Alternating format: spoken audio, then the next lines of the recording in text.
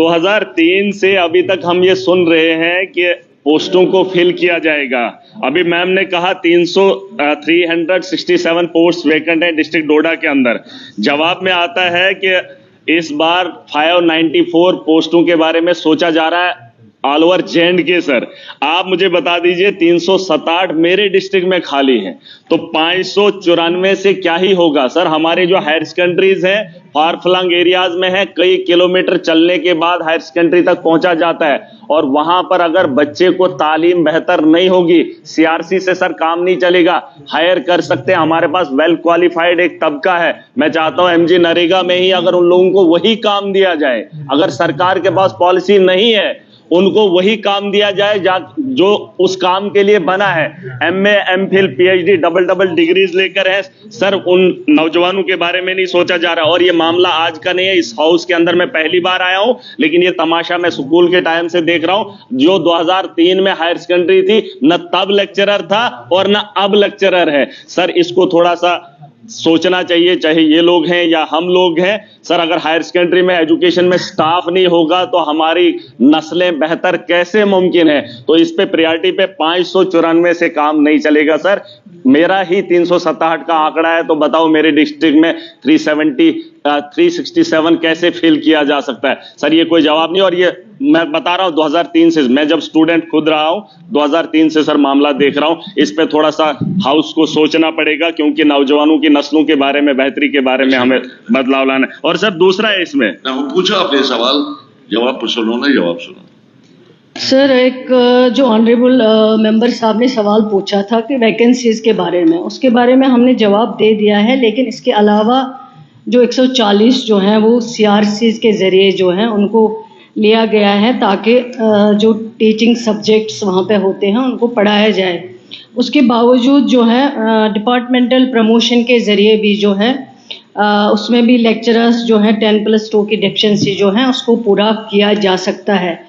उसके अलावा जो ऑनरेबल MLA साहब 594 पोस्ट की बात कर रहे हैं, ये 3 साल से कहाँ सुन रहे हैं, जब से पढ़ रहे हैं। ये तो जब यही सरकार बनी उमर अब्दुल्ला साहब की क़ियादत में, उसके बाद ये पोस्ट जो है, जब हमने शुरू किया था एजुकेशन डिपार्टमेंट संभाला था, उसके बाद ये 594 पोस्ट जो है सर्विस सिलेक्शन बोर्ड को रेफ़र किए गए हैं।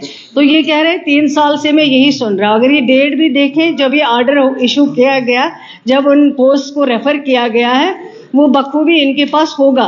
कमी तो है, मैं मानती हूँ कि कमी है, लेकिन ये कमी जो है इसको टाइम लगेगा जो है पूरा करने में। हम भी चाहते हैं कि अवेलेबिलिटी ऑफ टीचर प्रोफेसर नहीं होगा, उनमें असिस्टेंट प्रोफेसर नहीं होगा, फिर उन इदारों का कोई मायने नहीं है, कोई मतलब नहीं है। मैं खुद मानती हूँ इस चीज़ को, लेकिन अब जो है जो 10 साल में रिक्रूटमेंट नहीं की गई हैं, जैसे वैकेंसीज आती गई, रिटायर हो गए लोग, SRO केसेस नहीं लग पाए इतने बरसों में, तो अब ये 3 महीनों में या 4 महीनों में कमी पूरी तो नहीं होगी, इसमें टाइम लगेगा पूरा होने में। और कब पूरी होती हैं, जितना पॉसिबल होगा, जो डिपार्टमेंट के हाथ में है। अवेलेबिलिटी ऑफ फंड्स को भी देखना है, जो डिपार्टमेंट कर सकता है, जो डिपार्टमेंट के हाथ में है वो करेंगे, लेकिन थोड़ा सा इनको भी पेशेंस रखना पड़ेगा कि रातों रात ये सिस्टम जो है उसको ठीक नहीं कर सकते हैं।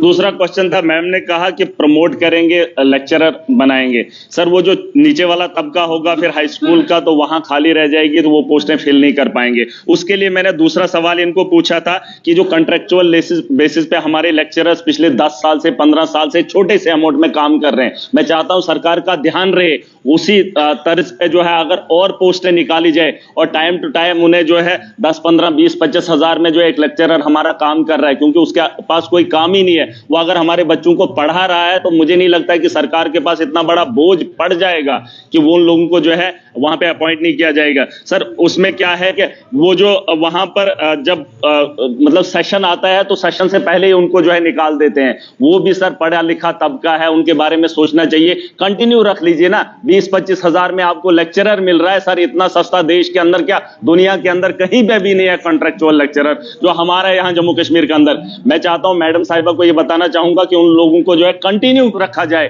ताकि 15-15 साल से वो शुरू कर रहे हैं, वो पढ़ा रहे हैं हमारे बच्चों को। सर उनको नहीं, उनको आ गई आपकी बात, आ गई आपकी बात, उन्होंने सुन ली। सुन केवल लेक्चरर्स की बात करते हैं, ये खुद जहाँ जहाँ ज़रूरत होती है वहाँ वहाँ एडवर्टाइजमेंट निकाला जाता है जिस सब्जेक्ट के लिए ज़रूरत हो, और एडवर्टाइज जब आते हैं उसमें फॉर्म आ जाते हैं, जो भी उसके लिए क्वालिफाई करता होगा वो फॉर्म वहाँ पे भरते हैं। फॉर्म भरने के बाद जो भी वहाँ पे कमेटी होती है, सिलेक्शन कमेटी, उनको जो भी लगता है उस एडवर्टाइजमेंट के दौरान उनको लिया जाता है उसमें।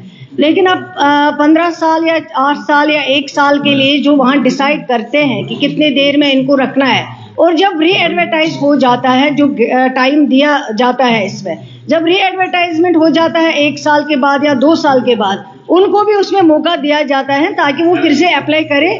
अगर उनको फिर से एज पर मेरिट जो है फिर से अगर उनको कंसिडर किया जा सकता है, और उनके लिए कुछ जो है परसेंट इसका भी रखा जाता है कि एक्सपीरियंस इनका है, इन्होंने इतनी देर काम किया है, इनकी क्वालिफिकेशन ये है, वो वहाँ पे देखा जाता है, उसको भी कंसिडर किया जाता है। चलिए।